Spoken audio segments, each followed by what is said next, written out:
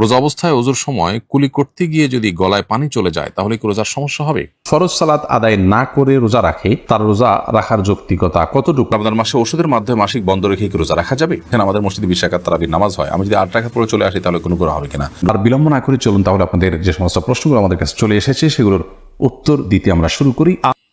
মান্যত করেছিলাম যে নির্দিষ্ট কাজটি হয়ে গেলে মসজিদের হুজুরকে খাওয়াবো। এখন কি হুজুরকে বাসায় এনে খাওয়াবো নাকি বাজার করে দিব? উত্তর হলো যে এরকম মানত পূরণ করা ওয়াজিব নয়। সব মানত করলেই যে ওয়াজিব হয়ে যায় পূরণ করা, ব্যাপারটা কিন্তু তা নয়। মানত ওয়াজিব হওয়ার জন্য অনেকগুলো শর্ত আছে। যদি ধরুন কেউ অন্যায় কোনো কাজের মানত করলো, তখন সে মানত পুরা করা কিন্তু তার জন্য ওয়াজিব হয় না। অতএব আপনার এই যে মান্যত করেছেন, এটা কোনো অন্যায় মানত করেননি, কিন্তু মান্যত ওয়াজিব হওয়ার জন্য যা দরকার হয় এটি এখানে সেটি নেই, যার কারণে এই মানত ওয়াজিব করা পুরো করা আপনার জন্য ওয়াজিব নয়। তবে মসজিদের হুজুরকে বা আলেমকে আপনি যদি খাওয়ান তাতে কোনো অসুবিধা নেই। রোজা অবস্থায় ওযুর সময় কুলি করতে গিয়ে যদি গলায় পানি চলে যায় তাহলে কি রোজার সমস্যা হবে? অসতর্কতা বশত যদি আপনার গলায় পানি প্রবেশ করে অথবা কোনো খাবার চলে যায় অসতর্কতা বশত, তাহলে ফোকাহে আহনাফের মতে আপনার রোজা ভঙ্গ হবে। তবে এর কারণে আপনার শুধু কাজা করতে হবে, কাফারা করতে হবে না। তবে এ বিষয়ে আরব উলামায়ে কেরাম বা হাম্বলি ফকিহদের মত হলো ভিন্ন। তারা মনে করেন যে ভুলে খেলে যে রোজা ভঙ্গ হয় না, এটা তার অন্তর্ভুক্ত। আর ফোকাহে আহনাফ বলেন যে এটা মূলত ভুলে খাওয়া নয়, তার তো রোজার কথা স্মরণ আছে। এটা হলো অসতর্কতাবশত গলদকরণ করা। আর ভুলে খাওয়া বলতে রোজার কথা ভুলে গেছেন, এই অবস্থায় খাচ্ছেন, এরকম খেলে সেটা রোজা ভঙ্গের কোনো কারণ হয় না সবার মতেই। অতএব ফোকাহে হানাফের মত অনুযায়ী আপনি রোজা অবস্থায় কুলি করতে গিয়ে যদি গলার ভেতরে পানি প্রবেশ করে যায় তাহলে এই রোজাটা আপনাকে পরবর্তীতে কাজা রেখে দিতে হবে, এবং যেহেতু এটি অনিচ্ছাকৃত হয়েছে ফলে এর কারণে আপনার গুনাহ হবে না। ঋণকে জাকাত হিসাবে কেটে দেওয়া যাবে কিনা, বহুল প্রসিদ্ধ এবং অনেক কমন একটি প্রশ্ন। এর উত্তর হলো যে ঋণ জাকাত হিসাবে কাটা যাবে না, কারণ আপনি যখন দিয়েছেন তখন ঋণ হিসাবে দিয়েছেন, তখন জাকাত হিসাবে দেননি। এখন তুলতে পারছেন না দেখে জাকাত থেকে কাটাকাটি করলেন, সেটা জায়েজ হবে না। হ্যাঁ, যেটা আপনি করতে পারেন সেটা হলো নতুন করে জাকাতের টাকা তাকে দিয়ে এবার বলতে পারেন যে তোমাকে যে আমি যে ঋণ দিয়েছিলাম, ঋণের টাকাটা পাবো, দিতে পারছিল না, এখন তো তুমি এই টাকা পেয়েছো, এবার আমাকে দাও। আপনি যে জাকাতের টাকা তাকে দিলেন ওইটা তার কাছ থেকে আবার ঋণ হিসাবে নিয়ে আপনি আগের টাকার যেটা সেটার জাকাত আদায় করতে পারেন। এরপরে প্রশ্ন হলো শ্বশুরকে চিকিৎসা বাবদ জাকাতের টাকা দেওয়া যাবে কিনা। উত্তর হলো শ্বশুর যদি অভাবগ্রস্ত হন এবং জাকাতের হকদার হন তাহলে সেক্ষেত্রে তাকে আপনি চিকিৎসা বাবদ জাকাতের টাকা থেকে দিতে পারবেন, এমনকি সংসার চালাবার জন্য দিতে পারবেন। এরপর প্রশ্ন হলো আমার প্রায় পেশাবের রাস্তা দিয়ে ঘন কিছু একটা বের হয়, এর দ্বারা কি রোজা নষ্ট হবে? উত্তর হলো না, এর কারণে রোজা নষ্ট হবে না।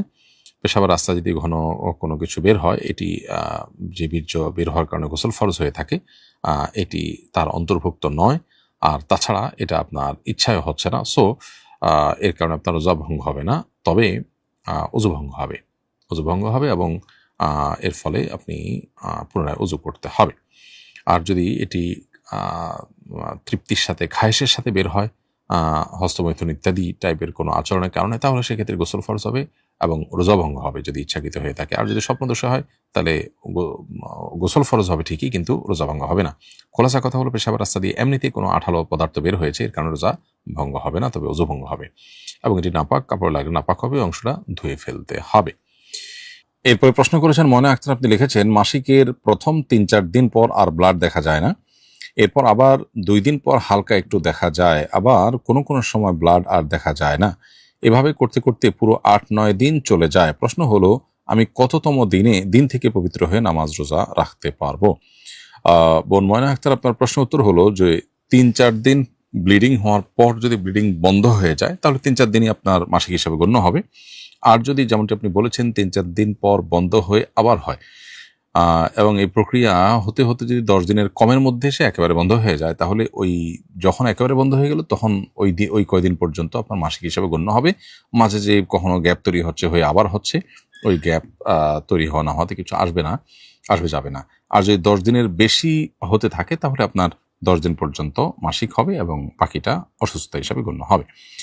নির্বাচিত প্রধানমন্ত্রী ও এমপিরা নিয়ম অনুযায়ী শপথ গ্রহণ করেছেন, শপথের বিপরীতে কিছু করলে শরঈ কাফারা ওয়াজিব হবে কিনা? উত্তর হলো যে এরূপ শপথ ও রক্ষা করা আবশ্যক। অতএব এই শপথ যদি ভঙ্গ করেন তাহলে সেক্ষেত্রে অবশ্যই তার উপরে কাফারা বর্তাবে। বিধায় শপথ রক্ষার ক্ষেত্রে তাদের অবশ্যই সচেষ্ট থাকতে হবে। আনিকা লিখেছেন, আমি একজন বিধবা মেয়ে। আমার স্বামী মারা যাওয়ার পর একটি অবিবাহিত ছেলে বিয়ে করেছেন, কিন্তু তার বাবা মা বিষয়টি মেনে নিচ্ছেন না। তারা নানাভাবে আমাদের সম্পর্ক ভাঙার চেষ্টা করছেন। আমার বর্তমান স্বামী তার বাবা মা দ্বারা প্রভাবিত হচ্ছেন। আমার এখন করণীয় কি? আমার স্বামীকে একটু নসিহত করুন প্লিজ। বোনানিকে আপনার স্বামীর মৃত্যুর পর যদি 4 মাস 10 দিন পার হওয়ার পর, অর্থাৎ ইদ্যত পার হওয়ার পর বিয়ে হয়ে থাকে, তাহলে আপনাদের বিয়ে বিশুদ্ধ হলে সেক্ষেত্রে আপনার স্বামী মা বাবা যদি অন্যায়ভাবে তাকে আপনার সাথে সম্পর্ক ছেদ করতে বলেন বা নির্দেশ করেন, তাহলে সেক্ষেত্রে মা বাবার সে অন্যায় নির্দেশনা মানতে তিনি বাধ্য নন। বরং এক্ষেত্রে তার আল্লাহকে ভয় করা উচিত এবং সর্বোচ্চ সতর্ক থাকা উচিত। আল্লাহ তাআলা তাকে তৌফিক দান করুন, তিনি যেন এক্ষেত্রে মা বাবার অন্যায় নির্দেশের কাছে মাথা নত না করেন, সেই সাথে মা বাবার সাথে বেয়াদবি যেন না করেন। পিরিয়ড চলাকালীন সময়ে আপনার সংকলিত রমাদান প্ল্যানার নিয়মিত পড়া যাবে কিনা? উত্তর হলো হ্যাঁ, পড়া যাবে। তবে কোরআন আয়াতগুলো আপনি তেলাওয়াত করবেন না।